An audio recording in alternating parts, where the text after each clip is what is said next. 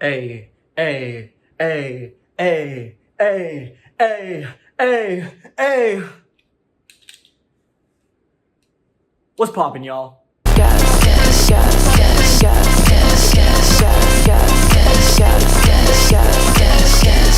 I need a haircut. I got a total of 3 hours of sleep last night, and I took a double shot of espresso this morning.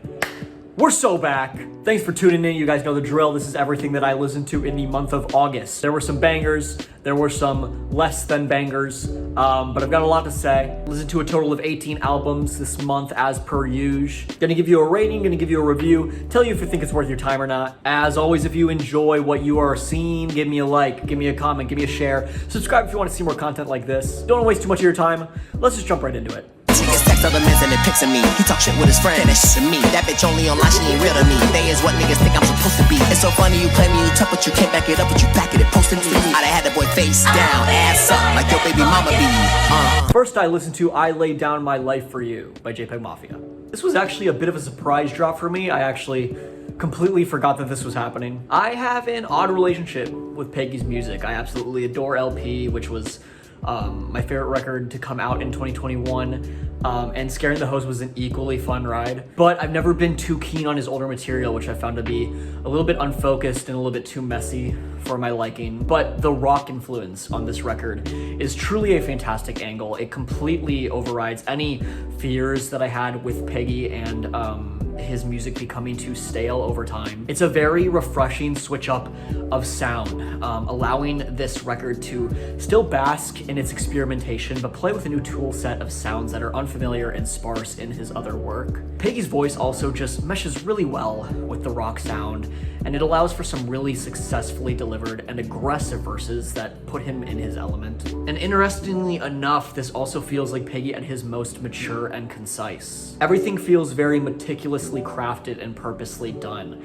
The pacing of this record is incredibly well done and is able to ebb and flow through different levels of intensity to prevent the listen from being a little bit too overwhelming. I don't think that it reaches quite the same highs as LP, but it's definitely one of Peggy's best. The energy on this record is simply undeniable, and this is one of my favorite rap records to come out of this year. I'm going to give Peggy a 9.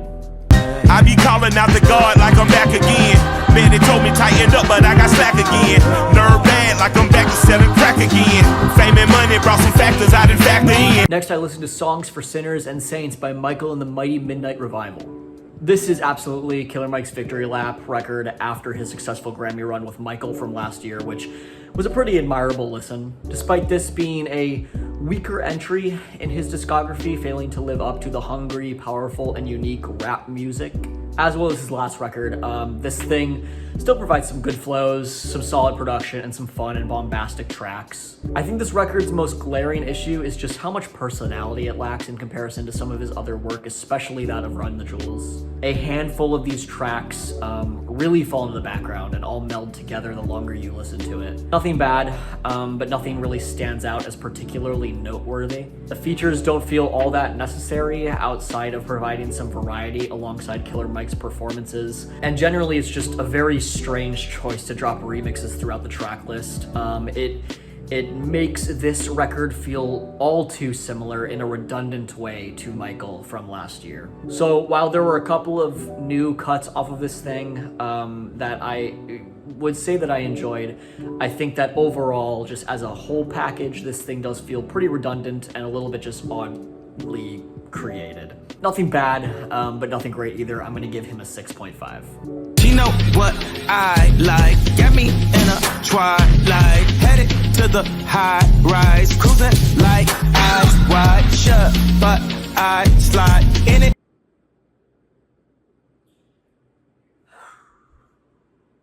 All right, here we go. Next, I listened to Vultures 2 by Ye and Dolla. I feel like I have so much to say about this record, but simultaneously, I have almost nothing to talk about. Kanye used to be great. He, at one point in time, was a visionary for not only hip-hop, but for music in general. And this is inarguably the greatest fall-off of all time. There is almost nothing to enjoy about this record. There is no man left to support or admire. And not even Dolla can save what went down on this record. This is not only one of the worst records to come out of this year, but it's also one of the worst records to have ever graced my ears. It's full of messy, unfinished work. It's truly an embarrassment to release something like this and call it art. And it's even more embarrassing that he continues to butcher this record in hopes of making it sound more cohesive. Kanye is truly throwing shit at a wall and hoping that anything sticks. And when it comes to Vultures 2, nothing did. I would not recommend this record on my worst enemy.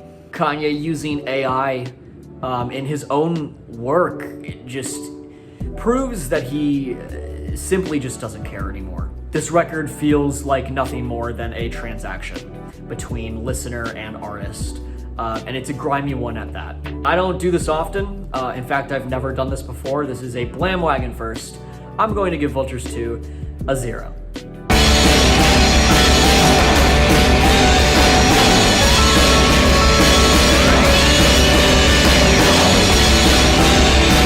Moving on to more admirable work and something that someone actually cared to produce, I listened to Sky 100 by Parannoul. Dude, I listened to this on a plane, and when that first track hit during takeoff, I nearly transcended. I'm not gonna gush over this artist like a lot of the internet does, but Sky 100 is a pretty damn good listen. It's so incredibly layered, with every sound feeling perfectly placed, despite it being so chaotic and disorienting at times. This is noise pop through and through. That genre tag is no exaggeration. This thing is loud and unapologetic about it. And while this can lead to a somewhat exhausting listen, I don't think that is necessarily a bad thing if you are brave enough to endure it. I enjoyed After the Magic, but didn't pull a lot out of it in the same way that I did with this record. The language barrier is obviously a roadblock, but the melodies that Parannoul plays with here are really engaging. I didn't love the shorter interlude-esque tracks, and felt that they kind of halted the flow of an otherwise great album, but this is certainly one of the most intriguing records to come out of this year, and one that rewards you upon many re-listens. Not all that accessible, especially for people that aren't very familiar with the noise pop genre, but I really enjoyed what this record had to offer, and I'm gonna give it an 8.5.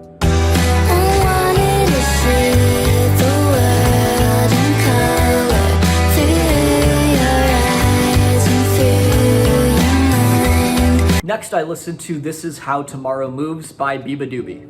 It's pretty alright.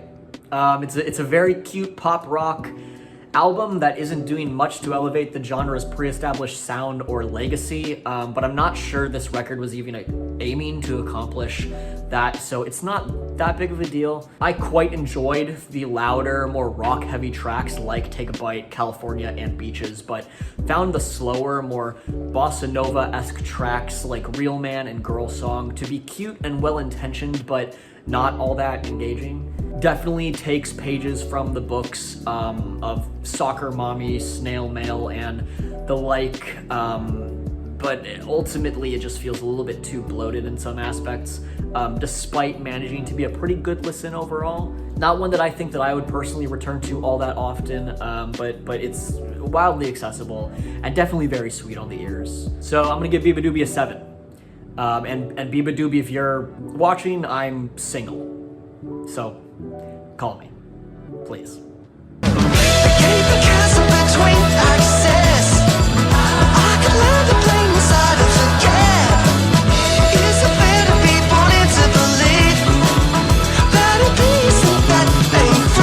Next, I listened to Flight B741 by King Gizzard and the Lizard Wizard. This is actually my first King Gizzard record, and I struggle to say that this was a good introduction, considering every single record of theirs sounds completely different, I've heard. But this record's pretty good. It brings the best elements of 70s roots rock with a modern twang, and it's a successful take on revival rock. It's just a lot of very feel-good melodies, some impressive string and drum work, and some fantastic harmonies between the many members of the group. My biggest gripe with this record is also its strength, in that it's consistent in its sound, but a little repetitive on the other side of the same coin. A lot of the tracks here meld into one another, and while everything sounds great, there is very little distinction between tracks. Some of it falls in the background for this reason, but there's a lot to enjoy here and even more to return to. Favorite tracks being Mirage City, Raw Field, Field of Vision, and Daily Blues. So I'm gonna give King Gizzard and the Lizard Wizard a 7.5. Y'all riding the wave, fuck that brief shit. Fuck the shit they be talking about, we practice what we preach, we walking it out, no, ain't no doubt, no, I'm on the grind like Rodriguez, according to what he says, this shit don't happen overnight. Next, I listened to Ultra 85 by Logic. I'm not gonna lie, I'm a pretty big Logic hater, but Ultra 85 was surprisingly solid. I've never found Logic's beats to be all that engaging, which in turn held me back from fully appreciating his wordplay, cadence, and flow. But I'm happy to report that this record has some really smooth and really elegant production. Logic is truly flowing across these beats, absolutely dominating pretty much every track. I'd say that the skits on this album really halt the momentum that these tracks work so hard to build. I get that it's a concept album or whatever, but I could have done without them considering how hard the humor falls flat, how dull the voice acting is, and how excessively long they drag on. Regardless though, apart from like a couple of pacing issues and some tracks not hitting as hard as some of the highlights, I think that this is probably his best work to date. And honestly, it gives me hope for Logic's trajectory as an artist from here. If he continues to output stuff as fantastic as this, then I guess I can honestly say that I look forward to what he's cooking up. So I'm gonna give Logic an 8. It's hard to leave you when I get you everywhere. All this time I'm thinking I'm strong enough to sink it. Oh no, I don't need you, but I miss you. Come here. Next, I listened to Bird's Eye by Ravyn Lenae. What a wonderful surprise, dude. I've never heard of Ravyn Lenae before this record, and I was honestly a little bit blown away at every corner. There's hardly a dull moment on Bird's Eye. Everything is lusciously produced and well executed. Ravyn's voice is so soft and dreamy and melts perfectly into the atmosphere that each track offers. A lot of this record reminds me of Ravina's latest record that dropped a month or two ago, which I also fell in love with. Really enjoyed the Childish Gambino and Dolla features, felt like they complemented Ravyn's verses quite well. I think that one could argue that this record is a little bit front-loaded, with the last 4 tracks not being as strong as the first 7, but even those last 4 tracks are pretty killer. I don't know, there's not really much to critique here. I just found myself getting lost in how beautifully crafted this thing is, despite not every single track being for me. So I'm gonna give Ravyn Lenae an 8. This happens to me all the time. I'm cursing like a drunken sailor. I'm trading nickel for a dime anytime. Next, I listened to No Name by Jack White. It's pretty kick-ass at times. I'm not gonna lie, it's pretty kick-ass. I do think that the lo-fi nature of the record works in its favor while simultaneously works against it. At its best, its haziness and reverb creates an impeccable atmosphere that accentuates the viciousness of the instrumentals and vocal performances, but at its worst, it makes for kind of an inaccessible and muddy listen. But this is really only a minor critique, being that the record provides some of the greatest garage rock to come out of the last decade. I think that towards the back end of the record, a lot of the tracks start to feel a little too samey, but this thing is pretty consistently great and full of passionate performance from Jack White. Interesting rollout, unique kind of sound and aura, and just generally like a really strong listen, and one that I could see growing on me over time. I think that if I was a diehard fan of the genre, this would be much higher on my list, but at this moment in time, I'm gonna give Jack White an 8.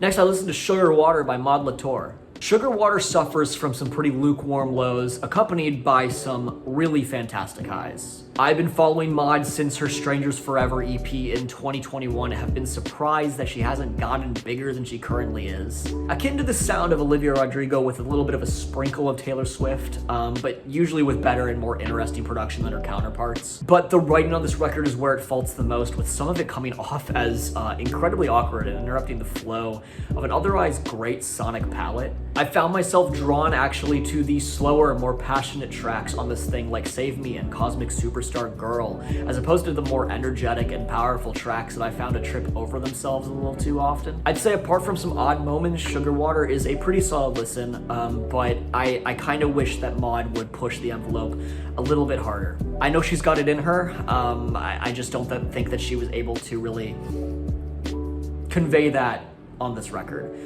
Still a pretty solid debut nonetheless, though. I'm gonna give Maude a 6.5. I gave half to them halfway lovers.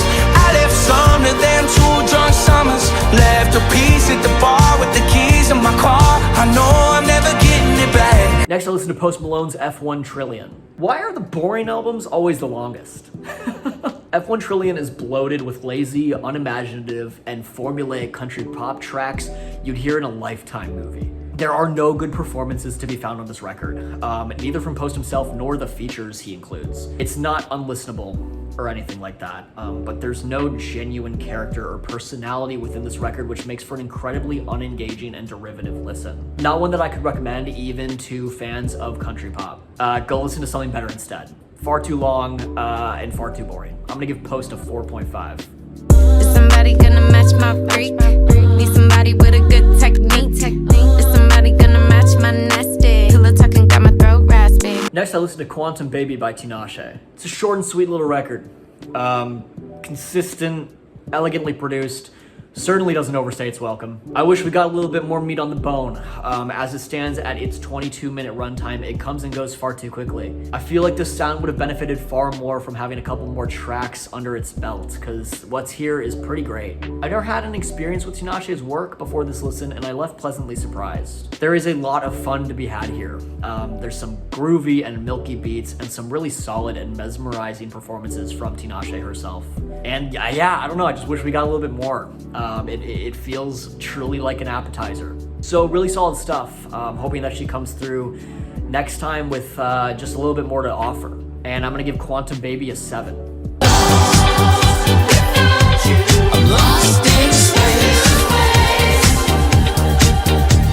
Next, I listened to Paradise State of Mind by Foster the People. Sounds like a batch of Tame Impala and MGMT B-sides. But I do love how bold this record is, playing with some super groovy and at times very odd sounds, especially on tracks like Feed Me. The music on this record reminds me of indie pop that was coming out in the early 2010s, with some of the material here sounding like it could have fit right on the GTA 5 radio. Some of it is weird to a fault, with some tracks coming off as too messy or deranged to fully enjoy, like the weirdly produced Glitch Zig. It's cute, but it's not blowing me away or anything like that. I enjoyed some of the risks that it takes, even if it stumbles over some of them. Not one that I think I would return to all that often, but like generally just a pretty inoffensive listen. I'm gonna give Foster the People a 7.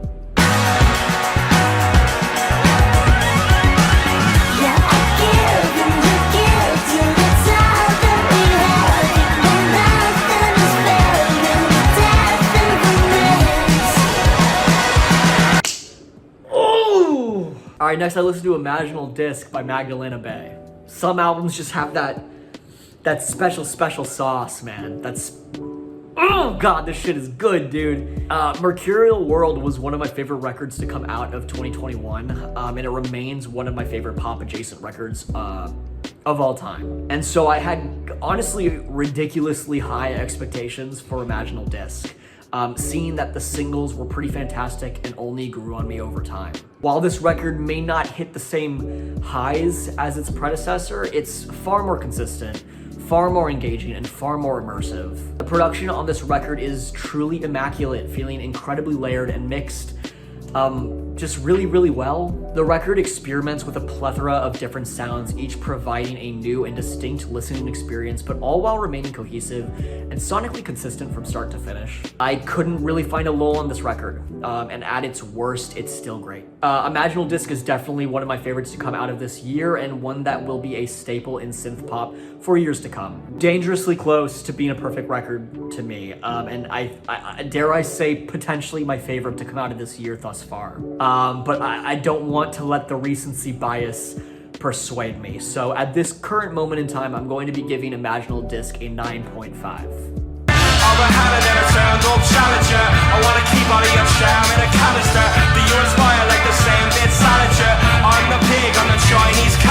Next, I listened to Romance by Fontaines D.C. Romance is a wonderfully textured, rich, and layered rock record that quite honestly took me by surprise. The instrumentals on this record are so fantastic, with some of the best guitar work and percussion that I've seen this year. The vocals sound so timeless and makes for some reminiscent cuts of classic gothic rock ventures like The Cure and like Joy Division, and the juxtaposition between the more indie rock leaning tracks and the softer, sweeter, shoegazier tracks are done very tastefully and never feel too abrasive.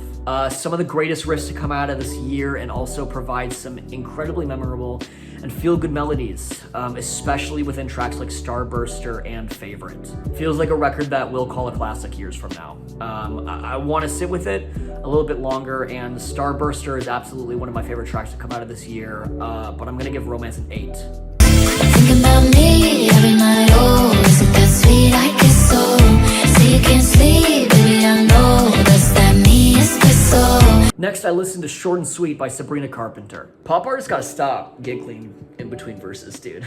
I don't know how much more I can take. It's certainly cute, short, and sweet, but its biggest glaring issue is how much it sounds like every other pop record that's ever been released. This used to be something that I was able to kind of set aside and see past, but as I've found a deeper appreciation for good pop music in recent years, it's something that really drags a competent record down, in my opinion. It's records like these that make people discredit pop as a dynamic and groundbreaking genre that it can be under the right circumstances and vision. I'm not going to take a shot at Jack Antonoff, because as much mediocrity as he's produced in almost equal amount of really fantastic stuff. Carpenter's a talented vocalist and charismatic personality, but it's just unfortunately not enough to make this stand out in any way, shape, or form. And it's just okay. There's nothing to write home about, and there's nothing to really dog on. I just wish that we got a little bit more. So I'm gonna give Sabrina Carpenter a 6. She get freaky when the lights down, the shit crack, no way niggas can pipe down. With her hair first, got her straight out of the nightgown, nothing like the light skin mamacitas in H-Town. Next, I listened to Days Before Rodeo by Travis Scott. This is a reissue, but I never heard the original until I listened to this. It starts off incredibly strong, but falls very hard very quickly. The biggest mixed bag of all time, with tracks that are wonderfully produced with engaging and high energy performances like that of the intro track, Mamacita and Drugs, You Should Try It. Accompanied by some of Travis's worst material in Quintana Part 2, Zombies, and Sloppy Toppy. Hey yo, what the The tracks that are good are great, delivering some really fun trap that should have been more consistent across the track list. Like I said, I never listened to the original release of this mixtape, so I can't really comment on the improvement in quality, but nothing sounded terribly mixed or anything like that. The problems that I have with this record feel more fundamentally rooted in the song structure than any of the production, which puts Days Before Rodeo at an unfair disadvantage. I'm gonna give Travis Scott a 5.5.